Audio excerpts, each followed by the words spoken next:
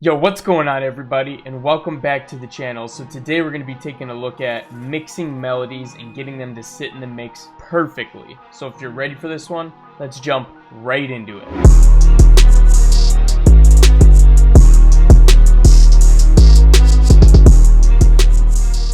Alright guys, so let's take a listen to this really quick.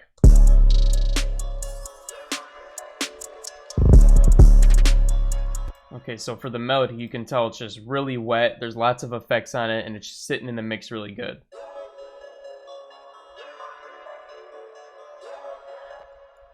So for this first example, we're using a simpler melody here, where it's literally just one instrument, and then a second one comes in at one time here. And these are just the same thing here, pitched down. So for these simpler melodies, it can be harder to get the melodies to sound really good in the mix, because if you're only going to have one main instrument like I do here, it needs to be spiced up and sounding good. So let's look at some of the effects that I used on this. Okay guys, so I went in here and I turned off all the effects, so this is what it sounds like without them on. Like, it sounds good, don't get me wrong, but there's a lot of work to be done. Alright, so the first thing I did with this melody is I put an effect rack on it. And what this effect rack is doing is it's kind of making it like an ARP, but I have it dry wet. So this is what it sounds like.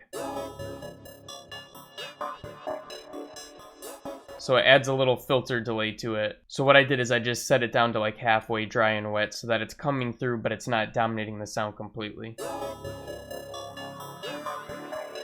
It almost gives it that metallic-y flavor to it as well. The next thing I used was cassette. I used this to mellow out some of the harshes because, I mean, the sound just sounded like really, like a lot of highs going on. So this kind of helps settle that out. So this is without it, and this is with it.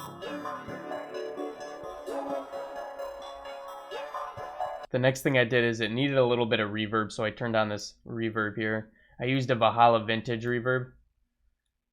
Just one of the presets in here called Rich Chamber. I EQ'd out some of the highs and lows in it. There was a nasty sound right in this area, so I made sure to cut that out. And I cut out some of the highs because, again, it was still a little harsh even after the cassette thing. And then I made sure to cut out a lot of the lows. And that was for the reverb part of it. And what I did is I made that its own track, and then I have a dry track here. That's just the regular signal coming through. So I mixed the reverb in. And you can see I have the reverb sitting a little bit lower than the actual signal. This is the regular signal. And this is the reverb. So when I mix them together, it sounded like this. Without it. And with it. Just fills up a lot more of the space. Sounds really good. And then lastly, I put a stereo imager on it. And I turn the width all the way up to 2, which is like, so you can see that it's sitting in the front. So originally the signal coming in would be like this. So if you bump it up to 2, like right around here, that's where I have it. So it's like right in the front, right in your face. Okay, so I also have these bells that come in here. And together they sound like this. So this is what I started with. Just like a regular sine wave bell. So I like to put this effect on a lot because it kind of draws out the sound and it adds a little detuning to it and it makes it sound cool. So that's why I use the primal tap a lot. And I used a pan man as well so that it's going from left to right in the stereo field. So it's just going from ear to ear very slowly. So that made a big difference adding that guy. And then I put on a stereo imager here. I put it a little bit closer to the face. So the other one was at 2. This is at like 2.2. And this is just kind of putting it in that same range, but even a little closer up. Plus this is going from left to right. So the stereo imager is great, but if you don't have the stereo imager, something you can use on your melodies to get the width right is the utility. And this utility right here, you have a control on the width. So the stereo imager, you saw it went up to like 2. 2 would be like 200% on this.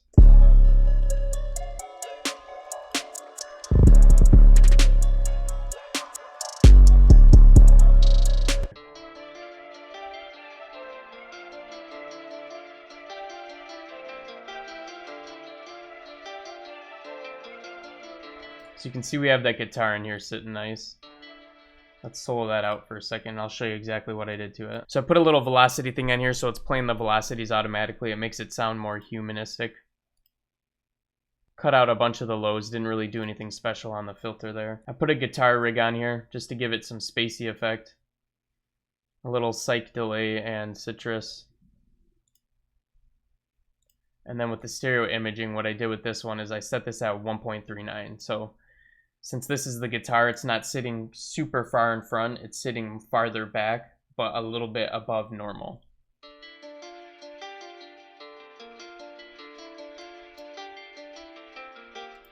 Okay, so for the strings, I put this one a little bit farther up. I put it to 1.76. So it wasn't sitting in the same spot as the guitar. And the strings are very subtle anyway, so this is what they sound like together.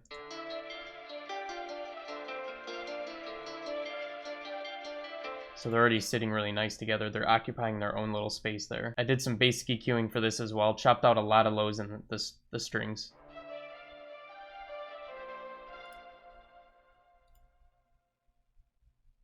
I used a little chorus delay effect rack in here. And then I did some subtle cassette, the warm keys option here, which sits nice on those full-bodied instruments like strings and pianos. And the lead is the instrument that I chose to put the farthest forward, so you can see it's at like 2 right now. So this one's sitting right in the front, right in your face, because it just comes in every so often. I used a little mellow my harsh on this as well, because without it was a little too much. Kind of makes it a little more wobbly too. It sounds pretty good there. I also use the pan man right here, just so it's going left to right. Some bass EQing there. I found a little part. This little middle section in the frequency here was a little too harsh, so I mellowed that out even a little bit more there. Yeah, so what you see here is like everything's in a different width in the stereo. That leaves everything to have its own room.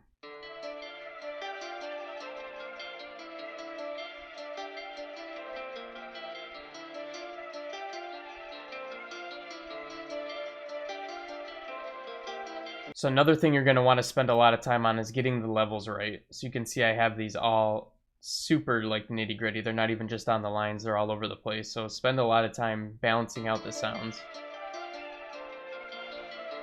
And you can see I keep my level rate about half there. Okay, so for this one on the group, I actually put another cassette on the whole group there. This 1978 cassette makes it really wobbly and like detunes the crap out of it, so it sounds really good for giving it that old feel. This is without it. And then with it. So it washes it out quite a bit and make sure it's good. And I also just made sure to cut out some more of the lows here for the whole group as a whole. Yeah, so also just make sure you're spending time like EQing out any harsh frequencies that might be in it, and then obviously cutting out all the lows and then maybe some highs in some cases. You don't need everything to have all the highs in there. Let one instrument dominate the highs and some of them like in the middle as well.